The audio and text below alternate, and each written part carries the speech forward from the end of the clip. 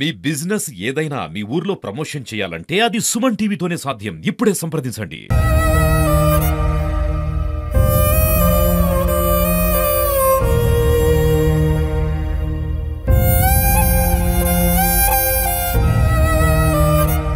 నమస్తే, welcome to Suman TV. కాకినాడలో నిన్న జరిగిన ఏదైతే ఘటన, వానపల్లి చంద్రకిషోర్ అనే ఒక వ్యక్తి తన ఇద్దరు పిల్లల్ని చేతులు కట్టి బకెట్లో ముంచి వాళ్ళు చనిపోయారని నిర్ధారించుకున్న తర్వాత తాను ఆత్మహత్య చేసుకున్నాడు. అసలు కారణాలు ఏంటి, ఏ విధంగా వెలుగులోకి వచ్చింది? మనం ప్రస్తుతం సర్పవరం పోలీస్ స్టేషన్లో ఉన్నాం. మనతో పాటు సిఐ గారు ఉన్నారు. సార్ నమస్తే అండి. ఈ హృదయ విదారక ఘటన నిన్న ఏదైతే జరిగిందో ఈ వానపల్లి చంద్రకిషోర్, అసలు ఈ వార్త ఎప్పుడు వెలుగులోకి వచ్చిందండి? అలా కారణాలు ఏంటంటారు? ఇది నిన్న మధ్యాహ్నం సుమారు 1 గంట ఆ ప్రాంతంలో ఇలాగా జరిగింది అనేటటువంటి సమాచారం మా ఎస్ఐ గారికి 112 కాల్ ద్వారా వస్తే ఇమీడియట్గా వెళ్ళి అటెండ్ అవ్వడం జరిగింది. అటెండ్ అయిన వెంటనే అక్కడ పిల్లలిద్దరూ కూడా బకెట్లలోకి తలకాయలు పెట్టేసి చనిపోయి ఉండటం, తండ్రి ఏమో సెకండ్ బెడ్రూమ్లో ఊరేసుకుని ఉండటం, ఈ విధంగా చూసి నాకు ఇన్ఫార్మ్ చేశారు. నేను గౌరవ ఉప ముఖ్యమంత్రి వర్యులు శ్రీ పవన్ కళ్యాణ్ గారి బందోబస్తు కార్యక్రమంలో ఉండటం వల్ల మా ఎస్ఐ గారికి అన్నీ కూడా, మా రైటర్ గారికి అందరికీ కూడా ఉత్తర్వులు ఇచ్చి ఈ విధంగా చేయండి అనేటటువంటి దిశానిర్దేశం చేసి కేసుకి సంబంధించి అన్ని జాగ్రత్తలు తీసుకోమని చెప్పి మేము బందోబస్తులో ఉండి ఈ కార్యక్రమాన్ని అంతా చేసిన తర్వాత వాళ్ళు అన్ని సక్రమంగా నిర్వర్తించి బాడీస్ని అవి గవర్నమెంట్ హాస్పిటల్కి షిఫ్ట్ చేయడం జరిగింది. అయితే ఈ తర్వాత ఈరోజు 3 చనిపోయారు. అందులో మా 2 పిల్లల్ని చంపేశాడు మర్డర్ కేసు ఉన్న దృష్ట్యా. గ్రేవ్ కేసు, ఇది గ్రేవ్ కేసు దృష్ట్యా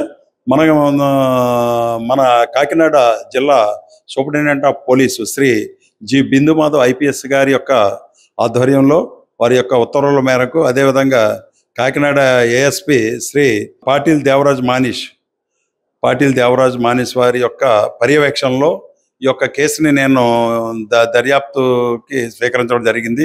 దర్యాప్తు స్వీకరించిన తర్వాత ఇందులో జరిగిన విషయాలు ఏంటంటే, నిన్న ఉదయం 9 గంటలకు వీళ్ళు ఓఎన్జీసీ ఆఫీస్కి ఇంటి దగ్గర నుంచి బయలుదేరి 4 కలిపి హోలీ పండగకి వెళ్ళినట్టు, హోలీ యొక్క వేడుకలకి అక్కడికి హాజరైనట్టు, తర్వాత అక్కడి నుంచి 9 గంటలకు వెళ్ళిన తర్వాత ఒక అరగంట ఉన్న తర్వాత ఇతను పిల్లల యొక్క బట్టలు యూనిఫామ్ కొలతలు సరిచేయించుకు రావాలి, కొలతలు తీయించాలి, ఇంటికి వెళ్ళి వస్తామని చెప్పి భార్యతో చెప్పి ఉండి వెంటనే వచ్చేస్తానని చెప్పి పిల్లల్ని తీసుకురావటం జరిగింది. మధ్యలో రాలేదని భార్య ఫోన్ చేయటం, బయలుదేరిపోయినా వచ్చేస్తున్నాను 5 నిమిషాలకు ఉంటా అని చెప్పి ఇస్తాం. 5 నిమిషాలకి రాకపోయేటప్పటికి భార్యకు అనుమానం వచ్చి, ఏంటి ఎన్నిసార్లు చేసినా రావట్లేదు, వచ్చేస్తాను అన్నారు, నన్ను ఒక్కదాన్ని ఇక్కడ వదిలేసి వెళ్ళిపోయారు ఏంటి అని చెప్పేసి ఆవిడ మరలా వాళ్ళందరినీ తీసుకుని ఇంటికి వచ్చేటప్పటికి 3 యొక్క చెప్పులు కూడా బయట ఉన్నాయి.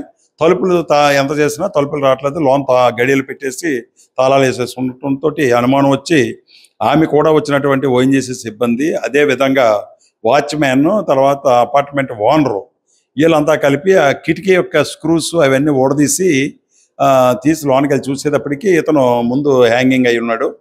సెకండ్ బెడ్రూమ్లో చూసేటప్పటికి ఊరేసుకుని ఎలాడుతూ ఉన్నాడు. నెక్స్ట్ చూసేటప్పటికి పిల్లలేరు అని చూసి బెడ్రూమ్లోకి వెళ్ళి బాత్రూంలో చూసేటప్పటికి పిల్లలిద్దరూ కూడా ఈ యొక్క తలకాయలు బకెట్లు లోనకి పెట్టేసి ఉండటం జరిగింది. తర్వాత ఇవన్నీ పరిశీలించేటప్పటికీ ఈ పిల్లలిద్దరి యొక్క ఇది చాలా చెప్పడానికి కూడా మాటలు రావట్లేదు. బాధాకరమైన, హృదయ విదారకరమైనటువంటి ఈ సంఘటన ఇది. అది నా ఏరియాలో జరిగింది కాబట్టి ఇది నాకు చాలా బాధగా ఉంది. మేము కూడా మధ్యాహ్నం ఇంక్వెస్ట్ అది చేసేటప్పుడు కన్నీటి పర్యంతం అవటం జరిగింది. అక్కడికి వెళ్ళటానికి కూడా పిల్లలను చూస్తే చాలా బాధ అనిపించింది.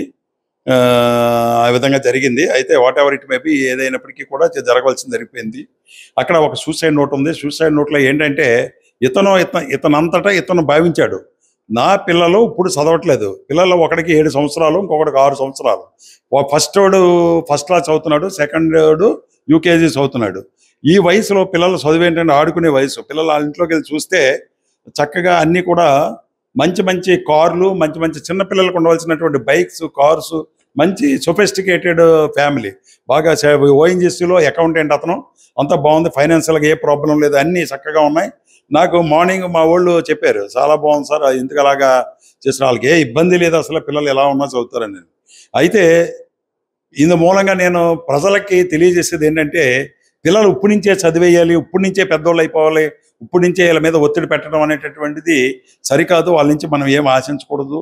వాళ్ళు చదువుతారు, కొంతమంది 5వ తరగతి వచ్చేటప్పటికి ఇంప్రూవ్ అవుతారు. కొంతమంది 10th క్లాస్ వచ్చేటప్పటికి 10th క్లాస్ యావరేజ్ స్టూడెంట్ ఉంటాడు, ఇంటర్మీడియట్ కాలేజీ ఫస్ట్ వస్తాడు, లేదా ఫస్ట్ ర్యాంక్ కొట్టేయటం, ఎంసెట్లో ఫస్ట్ ర్యాంక్ కొట్టేయటాలు ఇవన్నీ జరుగుతాయి. ఇవన్నీ ఎప్పుడు వస్తాయంటే మెచ్యూరిటీ పెరిగే కొలిదే, బ్రెయిన్ పెరిగే కొలిదే వాళ్ళ యొక్క ఐక్యూ పెరుగుతుంది. ఐక్యూతో పాటు 2 ఉంటాయి ఇందులో. There are 2 factors affecting. One is environmental factor, second one is heredity and environment. ఈ రెండింటి యొక్క ఉన్నది. హెరిడిటీ అంటే వారసత్వంగా తల్లిదండ్రులు తెలివైన వాళ్ళు అయితే పిల్లలు కూడా తెలివైన వాళ్ళు అయ్యి ఉండొచ్చు.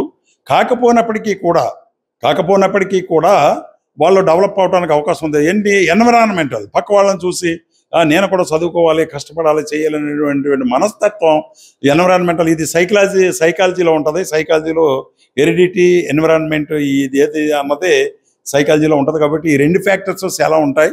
ఈ ప్రజలు, తల్లిదండ్రులు వీళ్ళంతా కూడా పిల్లల ఎడల ఎక్కువ ఒత్తిడి పెట్టకుండా చదువుకుంటారు. ఇది ఆడుకునే వయసులో ఆడుకుంటారు, చదువుకుంటారు. వాళ్ళని బలవంత పెట్టకుండా చక్కగా చదివించుకోండి. ఏదో ఒకటి అందరికీ ఉద్యోగాలు వచ్చేయాలని ఏముండదు. కొందరు సెల్ఫ్ సస్టైన్డ్ అంటే వాళ్ళ కాళ్ళ మీద వాళ్ళు నిలబడి చేసుకుంటారు. కొంతమందికి వస్తాయి. గవర్నమెంట్ ఉద్యోగాలు అనేటువంటివి పరిమితంగా ఉంటాయి. కాబట్టి ఈ రోజుల్లో పాతకాలంలో అయితే గవర్నమెంట్ ఉద్యోగమే, లేకపోతే వేరే పని చేసుకోవాల్సి వస్తుంది, కూలి పనులు అవి చేసుకోవాల్సి వచ్చేది. ప్రజెంట్ ఆ పరిస్థితి లేదు. ఈ స్కిల్ డెవలప్మెంట్ ఇవన్నీ వచ్చిన తర్వాత, ఈ యొక్క కంప్యూటర్ తర్వాత సాఫ్ట్వేర్ జాబ్స్ ఇవన్నీ వచ్చిన తర్వాత ఉద్యోగాలకైతే కొరత లేదు, చేసుకోవాలి. కానీ బాగా చదువుకుంటే మంచి ప్యాకేజీలు వస్తాయి, బాగా చదువుకోకపోయినా బ్రతకడానికైతే లోటు ఉండదు. కాబట్టి ఇప్పటి నుంచే ఈ యొక్క వానపల్లి చంద్రకిషోర్ ఈ యొక్క తండ్రి ఈ విధంగా ఆలోచించినట్టు ఎవరు ఆలోచించవలసిన అవసరం అయితే లేదు. ఇతను చాలా తప్పుగా ఆలోచించి చిన్న పిల్లల నుండి నీరెళ్ళు బతకవలసినటువంటి 7 సంవత్సరాలు వానపల్లి జోషిత్, వానపల్లి నిఖిల్ 6 సంవత్సరాలు వీళ్ళిద్దరి యొక్క ప్రాణాలని బలిగొన్నాడు. ఇది చాలా దురదృష్టకరమైన విషయం. ఈ యొక్క కేసుని నేను మా కాకినాడ జిల్లా ఎస్పీ శ్రీ జి బిందుమాధవ్ గారు, అదేవిధంగా పాటిల్ దేవరాజ్ మానిషి ఏఎస్పీ కాకినాడ వారి యొక్క పర్యవేక్షణలో ఈ కేసుని నేను దర్యాప్తు చేస్తున్నాను. ఇందులో ఈ కేసులో ముఖ్యంగా ఎస్ఐ శ్రీనివాస్, అదేవిధంగా మా రైటర్ నాగేశ్వరరావు, అదేవిధంగా హెడ్ కానిస్టేబుల్ రామకృష్ణ, తర్వాత అనిల్ రాజు, మిగిలిన సిబ్బంది అంతా కూడా ఈ కేసులో దర్యాప్తులో నాకు సహకరించారు. వాళ్ళందరికీ కూడా ప్రత్యేకమైన అభినందనలు తెలియజేసుకుంటున్నాను. సో నేను తల్లిదండ్రులకి చెప్పేది ఇదే, ఇంతకన్నా ఈ కేసులో చెప్పేది ఏం లేదు. నేను చెప్పిందే సలహా. పిల్లల్ని ఒత్తిడి పెట్టవద్దు, చదువుకున్న తర్వాత పెద్ద అవుతారు. పెద్ద అయిన తర్వాత వాళ్ళ భవిష్యత్తు వాళ్ళు నిర్ణయించుకుంటారు. ఇంటర్మీడియట్ 10th క్లాస్ వచ్చేటప్పటికి వాళ్ళ పట్టణాలు వదిలేస్తే వాళ్ళు చదువుకుంటారు. మనం ఓన్లీ వాళ్ళకి కావాల్సినవి సమకూర్చడం, మనకి తగిన విధంగా గైడెన్స్ ఇవ్వడం, అంతే తప్ప ఈ విధంగా ఒత్తిడి పెట్టి ఏదో అయిపోతారనేటువంటిది మనసులో మనమే ముందుగా ఆలోచించేసుకోకూడదు. ఎప్పుడో జరిగేదానికి ఇప్పుడు ఆలోచించుకోకూడదు. ఎవరు ఏమవుతారో ఎవరు ఏమి చెప్పలేం. కాబట్టి తల్లిదండ్రులు ఆ విధమైనటువంటి ఆందోళన పెట్టి పిల్లల్ని భవిష్యత్తుని నాశనం చేయవద్దని మనస్పూర్వకంగా కోరుకుంటున్నాను. మొత్తానికి చిన్న పిల్లలు కనీసం ఏబిసిడీలు కూడా ఇంకా సరిగా నేర్చుకోలేని వయస్సులోనే వాళ్ళ తలరాతల్ని మార్చేశాడు ఆ తండ్రి. పోటీ ప్రపంచంలో రాణించలేరేమో అని ఆలోచనతో ముందుగానే ఆ పిల్లల్ని ఇంత కర్కశంగా వాళ్ళ ప్రాణాలు తీసి తాను కూడా ఆత్మహత్య చేసుకున్నాడు. ఇలాంటి ఘటనలకు పాల్పడొద్దంటూ కూడా సిఐ గారు చెబుతున్నారు. అలాగే తల్లిదండ్రులు కూడా పిల్లలపై ఒత్తిడి పెట్టకూడదంటూ కూడా చెప్తున్నారు. కెమెరా పర్సన్ చిన్నతో అనుశ్రీ, సుమన్ టీవీ, కాకినాడ.